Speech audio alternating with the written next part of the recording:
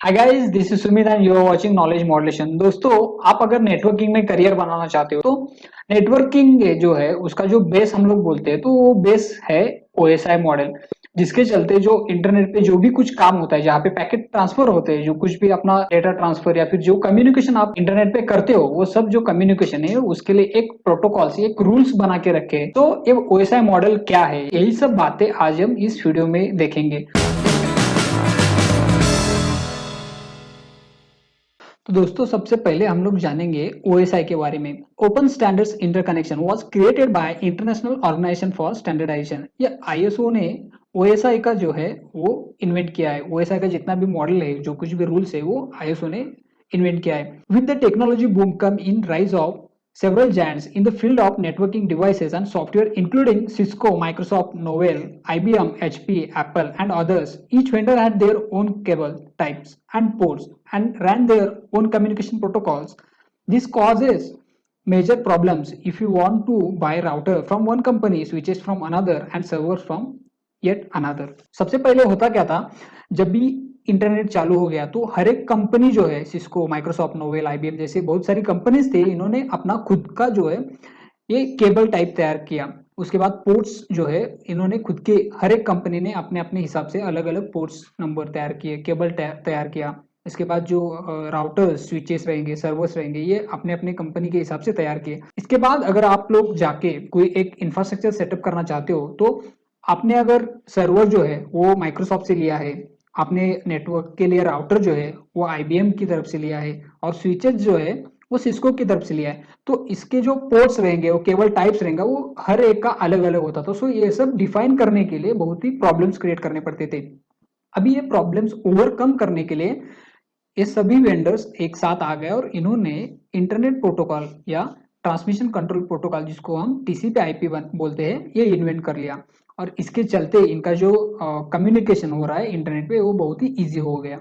ISO एक organisation है और इन्होंने मिलके ओएसआई का एक मॉडल बना दिया। अभी ये मॉडल के अंदर 7 लेयर्स आते हैं। अभी ये लेयर जो है इंडिपेंडेंटली काम करते हैं, ये भले ही एक दूसरे के साथ कनेक्टेड हो, लेकिन हर एक का जो वर्किंग है वो दूसरे से अलग रहता है। A layer should be created where the different level of abstraction is needed. Each layer should be perform a well defined function. हर एक लेयर के लिए एक काम डिफाइन करके दिया है, वो लेयर सिर्फ वही और वही टास्क परफॉर्म करेगा। The function of each layer should be chosen according to the internationally standardized protocols. The number of layers should be large enough that distinct functions should not be put in the same layer and small enough that the architecture does not become very complex. हर एक layer के लिए एक काम define करके दिया है, उस layer को वही काम करना है, इतना सिंपल है ये जो प्रोटोकॉल्स बना के दिए हैं हर एक लेयर के लिए, वो प्रोटोकॉल्स पे वो लेयर काम करेगा।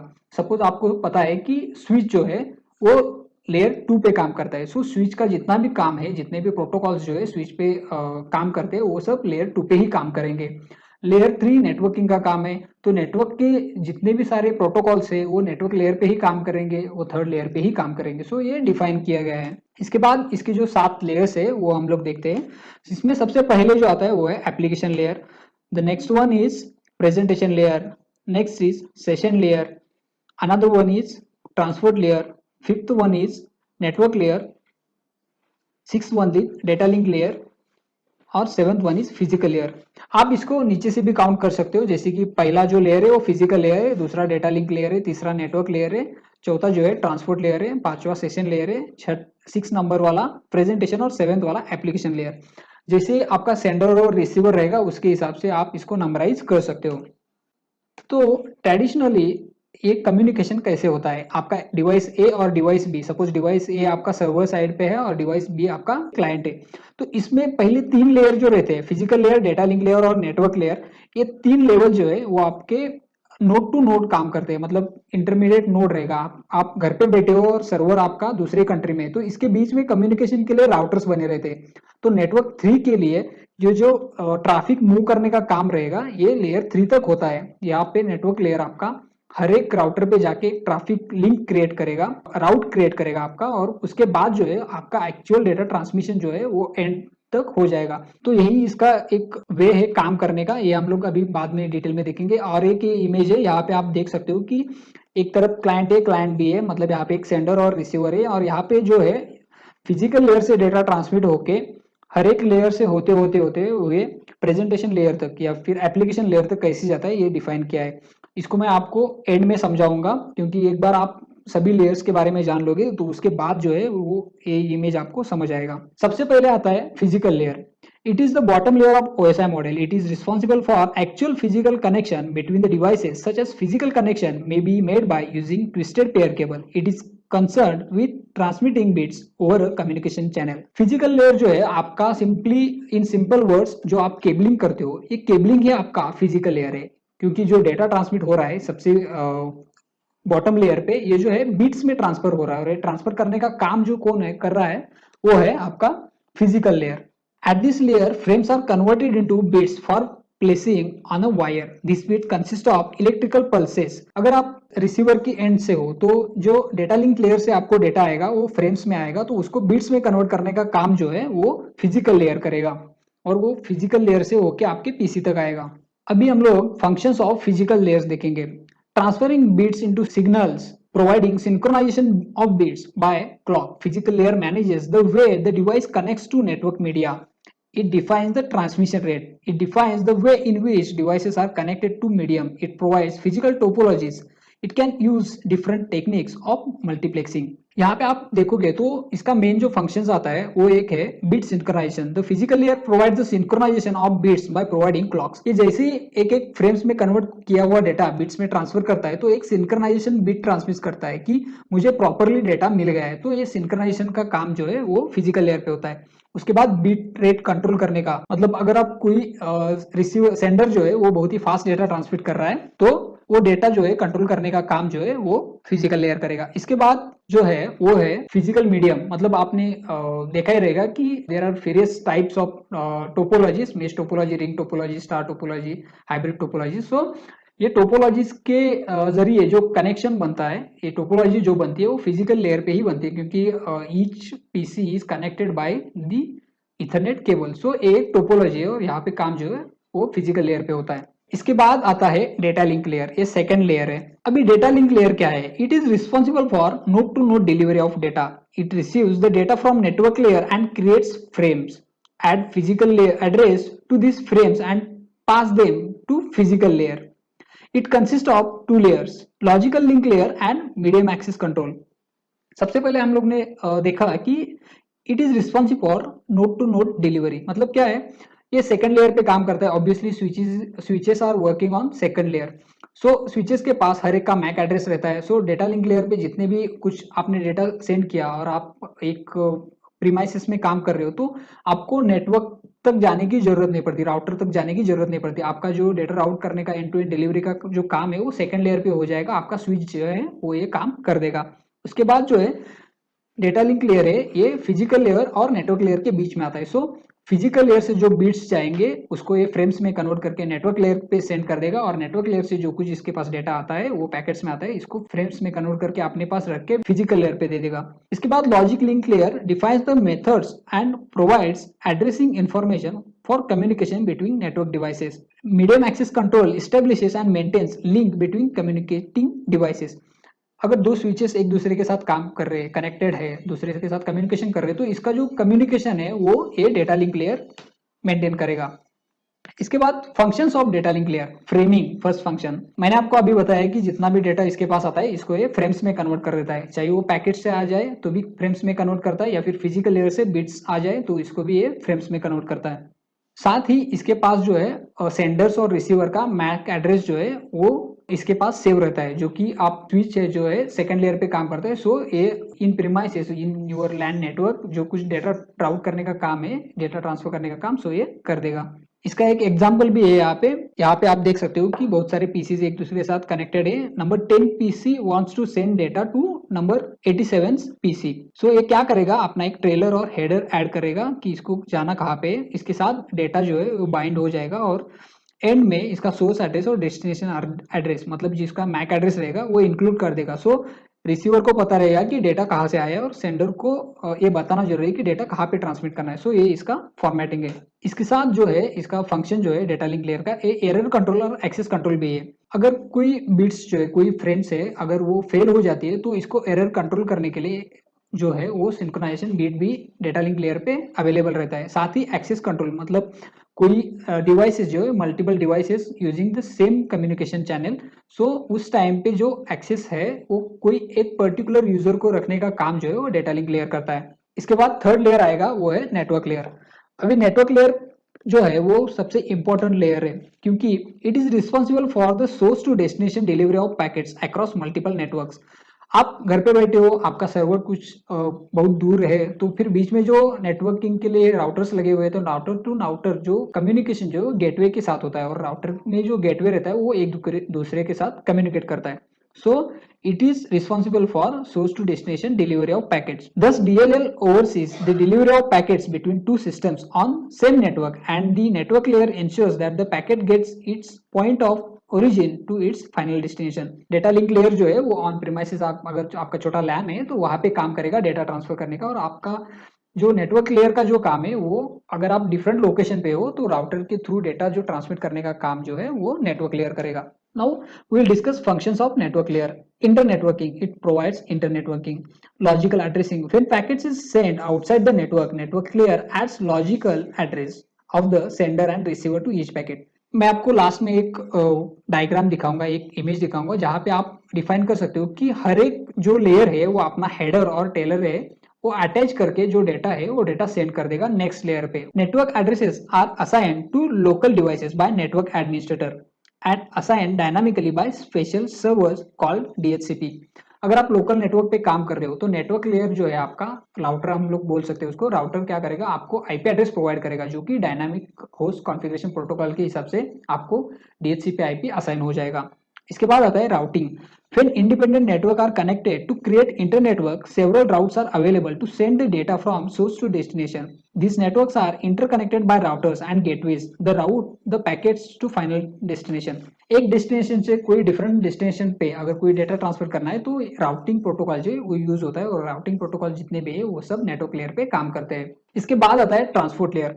आपके अभी नेटवर्क लेयर तक डेटा आ गया, नेटवर्क लेयर तक आपका जितना भी डेटा है वो सेफली पहुंच गया। इसके बाद आपको एक डिफरेंट लोकेशन पे सेंड करना है क्योंकि ऑन प्रीमाइसेस आप बैठे हो और आपके जो बेसिक राउटर है वहां तक आपका डेटा पहुंच गया, लेकिन आपको दूसरे एंड तक डिफरेंट लोकेशन पे डेटा सेंड करना है। सो इसको राउट जो करना है, इसका रूट कौन सा सिलेक्ट करना है, ये सब जो चीजें है वो नेटवर्क लेयर ने डिसाइड कर लिया। अभी आपको ट्रांसपोर्ट लेयर यूज करके ये सब डेटा जो है वो सेंड करना है। अभी ट्रांसपोर्ट लेयर मतलब होता क्या है कि ट्रांसपोर्ट लेयर पे बहुत सारे प्रोटोकॉल्स जो है वो काम करते हैं, जैसे कि टीसीपी, यूडीपी। सो ये प्रोटोकॉल्स यूज करके जो ट्रांसपोर्ट लेयर है वो जो पैकेट्स है वो ट्रांसपोर्ट कर देगा। It is responsible for process to process delivery of the entire message. Transport layer looks after the delivery of entire message, considering all its packet and make sure that all packets are in order. On the other hand, network layer treated each packet independently. यहाँ पे transport layer जो है वो आपका हर एक packet particular receiver के पास destination पे पहुंच गया है कि नहीं गया है, इसको जो है वो मॉनिटर करेगा। ये हर एक पैकेट पर्टिकुलर टाइम इंटरवल में उसके पास पहुंचने की जो प्रोसेस है उसको मेंटेन करता है। All the receiver side transport layer provide service to application layer and take service from network layer. Network layer से जो डेटा आता है वो ट्रांसपोर्ट लेयर सेगमेंट में डेटा कन्वर्ट करके जो एप्लीकेशन लेयर या फिर जो प्रेजेंटेशन लेयर है उनके पास भेज देता है। At the source side, transport layer receives message from upper layer into packets and resembles these packets again into the message at the destination. Transport layer का जो काम है वो दो टाइप्स में होता है, एक है कनेक्शन ओरिएंटेड ट्रांसमिशन, दूसरा है कनेक्शन लेस ट्रांसमिशन। अभी इन दोनों में फर्क क्या है? कनेक्शन ओरिएंटेड ट्रांसमिशन मतलब क्या होता है कि अगर आप कोई डेटा सेंड करते हो तो वो डेटा पर्टिकुलर रिसीवर के पास पहुंच गया है कि नहीं गया है, ये चेक करने का काम जो है वो कनेक्शन ओरिएंटेड ट्रांसमिशन में होता है, जिसको हम लोग टीसीपी बोलते हैं। टीसीपी प्रोटोकॉल जो है वो ट्रांसपोर्ट लेयर पे काम करता है और वो एंड टू एंड डिलीवरी का काम करता है। तो ये प्रोसेस थोड़ा स्लोअर है, लेकिन ये सबसे ज्यादा सिक्योर भी बोल सकते हो, और ये सबसे ज्यादा जो है वो एक्यूरेट प्रोसेस रहता है। दूसरा है कनेक्शनलेस ट्रांसमिशन। इसमें होता क्या है कि डेटा जो है वो बहुत ही फास्ट रेट से ट्रांसमिट होता है। सो यूडीपी जो प्रोटोकॉल है इस पे काम करता है। यूडीपी प्रोटोकॉल में जो डेटा ट्रांसमिट होता है वो कितने हद तक ट्रांसमिट हुआ है, कितने परसेंट राइट डेटा वहां पे ट्रांसमिट हुआ है, ये चेक नहीं होता है। सो ये प्रोसेस फास्ट है, लेकिन इसमें जो है वो डेटा लॉस का चांसेस ज्यादा है।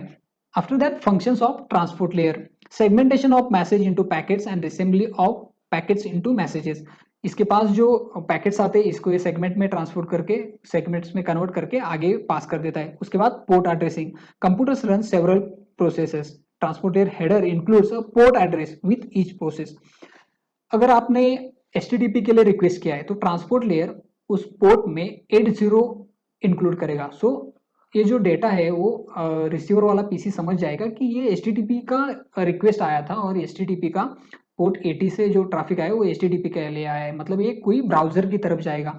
सपोज HTTP यस का डेटा है तो इसको इसका जो डेटा ट्रांसमिट होगा वो ट्रांसपोर्ट लेयर अपना हेडर जो है उसमें 443 पोर्ट ऐड करके सेंड करेगा. सो रिसीवर समझ जाएगा कि 443 का जो है पैकेट्स रिसीव हुआ है, मतलब ये HTTPS सिक्योर लिंक से आया है तो उसकी तरफ ट्रांसमिट कर देगा.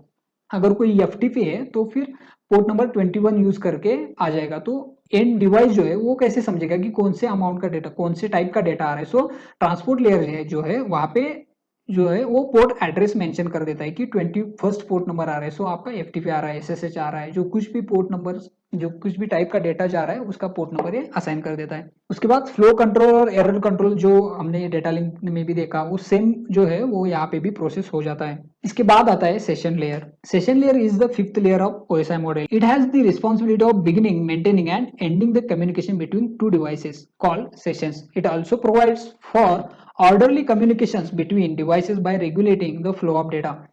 अगर सपोज आप वेबसाइट पे काम कर रहे हो, वेबसाइट पे आप लॉगिन हो और बैकएंड पे अगर कोई डेटाबेस है तो वहां पे आपने लॉगिन किया है, तो एक पर्टिकुलर अमाउंट ऑफ टाइम हो जाने के बाद आप वहां से लॉग आउट हो जाते हो. तो ये लॉग आउट क्या है, यही है सेशन लेयर का काम. यहाँ पे सेशन आपका जो है वो मेंटेन करने का काम जो है वो सेशन लेयर करता है. Establishing, maintaining and ending the session. When sending device first contact with receiving device, it sends synchronization packet to establish a connection and determines the order in which information will be sent. Receiver sends acknowledgement so that session can be sent and and. Session start करने के लिए वो AC के beat जाता है, and होने के लिए AC के बीट जाता है. तो ये समझ जाता है कि रिसीवर और सेंडर जो है वो आपस में कम्युनिकेट करके डिसाइड कर देते हैं कि सेशन कब एंड करना है, कब स्टार्ट करना है. इसके बाद ये डायलॉग कंट्रोल और डायलॉग सेपरेशन का भी काम करता है. This function determines that which device will communicate first and the amount of data that will be sent. Another one is process of adding checkpoints and markers to the stream of data is called dialog separation. इसके बाद आता है presentation layer. Presentation layer is the sixth layer of OSI model. It is concerned with the syntax and semantic of the information exchange between two devices. It was designed for data encryption, decryption, and compression. Presentation layer is also called the translation layer. The data from the application layer is extracted here and manipulated as the required format to transmit over the network. Also, ये जो presentation layer का जो काम है, यहाँ पे transport layer से जो कुछ डेटा आएगा वो शो करने के लिए एप्लीकेशन लेयर के पास जाने के लिए जो कुछ फॉर्मेट उसका चाहिए वो फॉर्मेट में रेडी करने का काम जो है वो प्रेजेंटेशन लेयर करता है. आपका जितना भी डेटा ट्रांसमिट होके आया है वो हर एक बार एनक्रिप्ट या फिर डिक्रिप्ट होके आया है, तो इसको अगर एनक्रिप्टेड डेटा है तो इसको डिक्रिप्ट करके शो करने का काम, क्योंकि ऑलरेडी ये बिट्स में कन्वर्ट होके आ रहा है. बिट्स के फ्रेम्स बन गए, फ्रेम्स के पैकेट्स बन गए, पैकेट्स के सेगमेंट बन गए. तो ये जो चेंजेस होते होते आ रहा है डेटा के साथ, तो इसको डिक्रिप्ट करके आपको शो करने का काम जो है वो प्रेजेंटेशन लेयर करेगा. साथ ही एप्लीकेशन लेयर से जो डेटा जा रहा है एंड यूजर तक फिजिकल लेयर पे, उसको एनक्रिप्ट करने का जो काम है वो ये प्रेजेंटेशन लेयर करेगा. अगर आपका डेटा बड़ा है या फिर कुछ आपके डेटा में कॉम्प्रेशन की रिक्वायरमेंट है तो ये डेटा कॉम्प्रेशन करने का भी काम करता है. इसके बाद आता है एप्लीकेशन लेयर. एप्लीकेशन लेयर यानी सिंपली आप अपना ब्राउजर समझ लो. ब्राउजर में आप जो डेटा व्यू करते हो वो एक एप्लीकेशन लेयर ही है. It is a top most, that is seventh layer of OSI model. It enables the user to access the network. It provides user interface and supports for devices such as email, file transfer, access to the World Wide Web. So it provides services to the different user application. Suppose आपका जो data आ रहा है, मतलब आपने request किया है SSH के लिए, तो SSH के लिए जो आपका टर्मिनल में जो कुछ इंफॉर्मेशन दिखना चाहिए वो इंफॉर्मेशन आप सर्वर आपको दे देगा. तो वो जो आपको इंटरफेस दिखेगा ये है आपका एप्लीकेशन लेयर. आपने HTTP के लिए ब्राउजर में जाके google.com डाला है तो गूगल आपको जो पेज शो करेगा वो है आपका एप्लीकेशन लेयर, जहाँ पे आपको जो कुछ दिखेगा, आपने जो रिजल्ट मांगा था वो रिजल्ट का आउटपुट जो कुछ भी है वो आपको वहाँ पे दिखेगा। वो दिखाने का काम जो है वो एप्लीकेशन सर्वर करेगा। इसका एग्जांपल आप देख सकते हो कि mail server, this application provides various email services, file transfer and access, remote login, accessing the world wide web, यानी कि जो वेबसाइट हम लोग देखते हैं वो। तो इतनी सारी चीजों को आपके पास शो करने का जो काम करता है वो करता है एप्लीकेशन लेयर। मैंने बताया था आपको कि ये सब चीजें जानने के बाद जो है वो आप जो एक्चुअल डेटा पैकेट्स ट्रांसफर होता है वो आपको मैं शो करूंगा। यहाँ पे आप देख सकते हो कि एक है क्लाइंट ए और दूसरा है क्लाइंट बी। क्लाइंट ए सेंडिंग प्रोसेस कर रहा है और क्लाइंट बी जो है रिसीविंग कर रहा है। तो क्लाइंट ए ने कुछ डेटा जो है वो फिर दूसरे क्लाइंट बी से मांग लिया। तो क्लाइंट बी यहाँ पे क्या करेगा, जितने भी लेयर्स है उनका जो बिट्स है वो बिट्स में हेडर उसका अटैच करके, टेलर अटैच करके फिजिकल लेयर के पास सेंड कर देगा। जैसे जैसे आपका फिजिकल लेयर से डेटा लिंक लेयर या फिर network layer, transport layer, session layer, presentation layer, application layer, जितने भी लेयर के पास ये पैकेट्स जाएगा, हर एक पैकेट अपना वाला डेटा जो है, अपना वाला हेडर जो है वो रिमूव करेगा और बाकी वाला डेटा नेक्स्ट लेवल पे सेंड कर देगा। हर एक लेयर जो है वैसे ही काम करेगा। नेटवर्क लेयर ने यहाँ पे नेटवर्क लेयर का हेडर हटा दिया, ट्रांसपोर्ट लेयर पे सेंड कर दिया डेटा। ट्रांसपोर्ट लेयर ने अपना हेडर हटा दिया, सेशन लेयर पे सेंड कर दिया। सेम प्रोसेस यहाँ पे भी होते हैं। हर एक एप्लीकेशन लेयर ने अपना हेडर अटैच किया और डेटा सेंड किया प्रेजेंटेशन लेयर के साथ। Presentation layer plus application layer का डेटा अटैच करके सेंड कर दिया सेशन लेयर के साथ। तो ये जो प्रोसेस है राउंड रॉबिन आप बोल सकते हो। तो राउंड रॉबिन मैनर में ये मूव होने वाला एक प्रोसेस है। ये सेंडर और रिसीवर दोनों एंड के पास होने वाला प्रोसेस है। एक जगह पे ये डाउन एरो के साथ आएगा, एक जगह अप एरो के साथ जाएगा। सो यही एक सिंपल मैकेनिज्म है जहाँ पे आपका डेटा फ्लो हो जाता है, हर एक जो लेयर है वो काम कर लेता है। सो दोस्तों, आपको ये इन्फॉर्मेशन कैसे लगी आप हमें कमेंट बॉक्स में कमेंट करके जरूर बताइए। साथ ही इस वीडियो को लाइक कीजिए, दोस्तों के साथ शेयर भी कीजिए। इस वीडियो के रिलेटेड आपको कुछ डाउट्स रहेंगे तो आप कमेंट बॉक्स में कमेंट करके पूछ सकते हो। और आप नॉलेज मॉड्यूलेशन चैनल पे नए हो तो चैनल को सब्सक्राइब करो। साथ ही आपने ये वीडियो एंड तक देखा इसलिए थैंक यू।